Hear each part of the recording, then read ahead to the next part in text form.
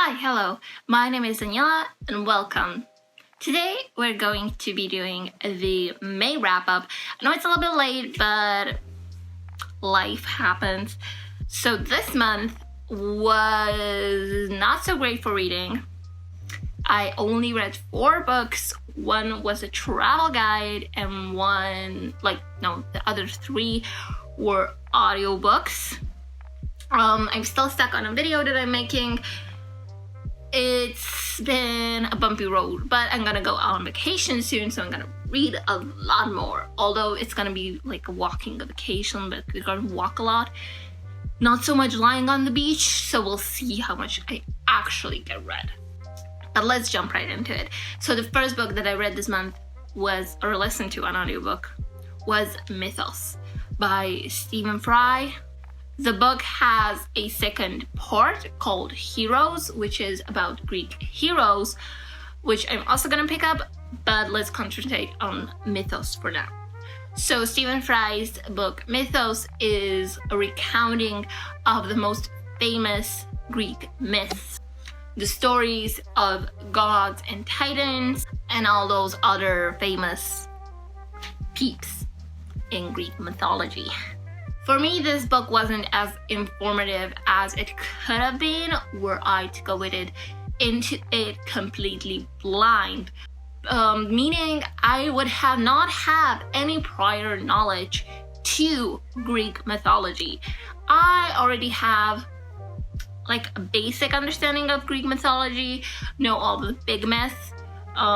Was there a myth that I didn't know in there? There were probably some about how cities were made, which I don't particularly care about, but like Arachne, really loved that myth and I already knew it. Some of the Titan stuff was new to me, and the creation of people was new to me because I always thought that Prometheus made us out of clay, but then obviously that's not the case.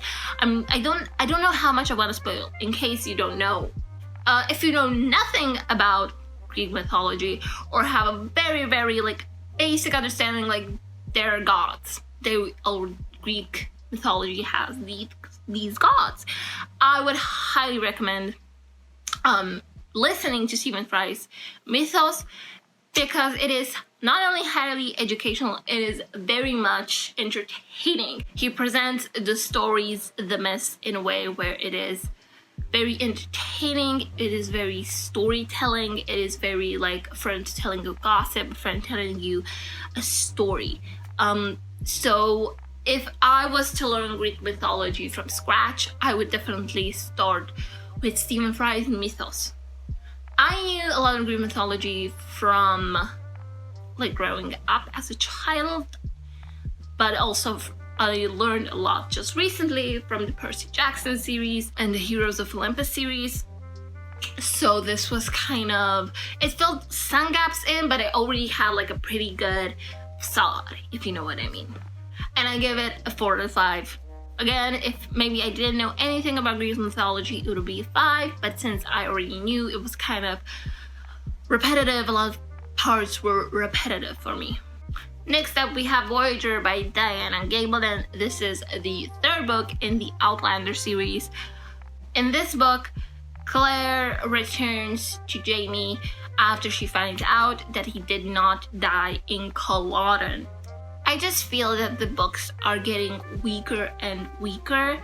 I don't know if it was just that the first book was such a novelty to me. Like, I haven't read historical romance as such. I mean, the Shadowhunters, like Clockwork, Princess, Prince, and Angel series are kind of historical, but the main focus is fantasy.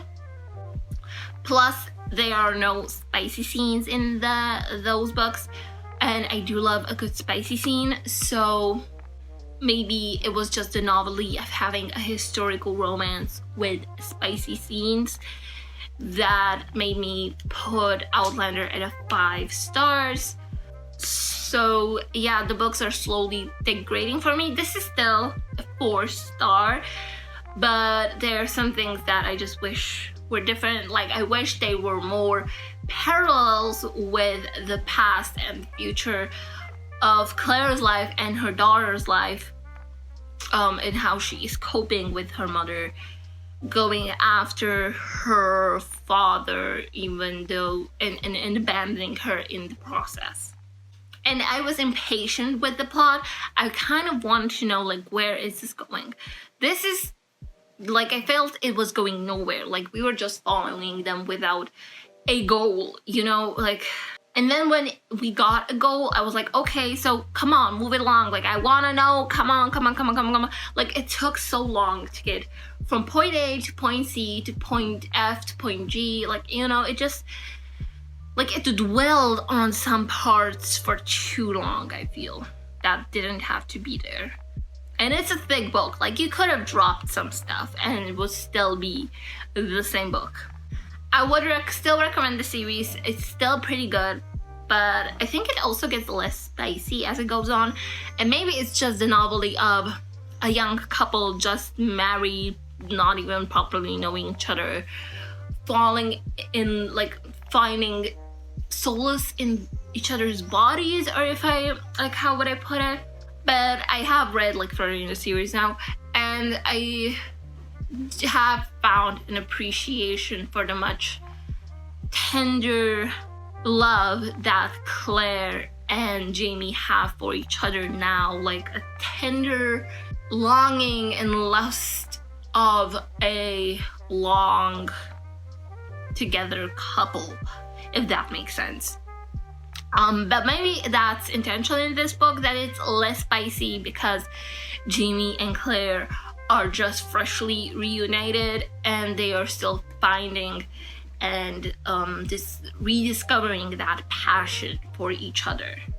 Next, I browsed Lonely Planet Croatia, and I do have a physical copy here somewhere, but I don't want to get it, so just plop it up here with the rest of them. What can I tell you about it? It seems good. We are actually going on one of the trips that are recommended in there. We are going on a 2-week trip along the coastline from Zagreb to Dubrovnik, and, like, visiting coastline cities along the way. I don't know what much to tell you. I'm gonna tell you maybe after the trip or during the trip how I like the guide, because I'm gonna be using it while we are visiting these cities as a guidebook. We always have problems when we get to cities. We don't know what to do, where to eat. Accommodations aren't such a problem because in this day and age you can just go to Booking and find, like, a nice place. But, like, yeah, attractions, and also we usually went to, like, 1 or 2 places. This time we're going to, like it's a lot. I don't, 10 places? Yeah, I think about 10 places, and I'm actually really, really excited. So yeah, I'm just gonna update you on that later, but I did buy it and read it this month, in the month of May, so it's a May read. Last book we have is The Drums of Autumn by Diana Gabaldon, and this is its 4th book in the Outlander series. In this book, Claire and Jamie settle in America after their journey in Voyager and are reunited with their daughter, Brianna. In this book, I hated the miscommunication in general, dumbness of the characters. Brianna pissed me off especially, but Roger also pissed me off.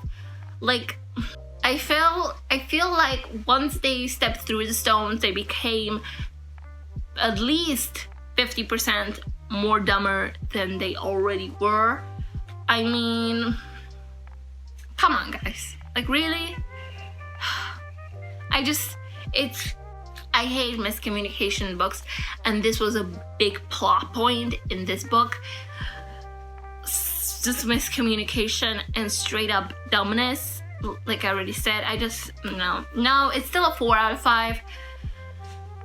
But I just can't with this.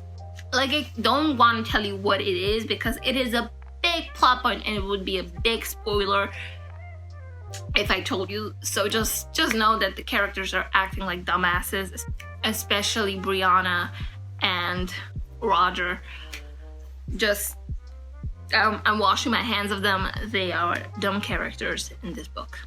Okay, that's it for this video. This one I hope is short and sweet. All the books that I mentioned are down in the links below from Book Depository, which I have an affiliate link with. So if you buy a book from my affiliate link, I get like $2 or like 50 cents, depending on how much you buy. So you support me without actually giving me any extra money. A plus for you and a plus for me. Thank you so much for watching, and I'll see you guys next time. Bye.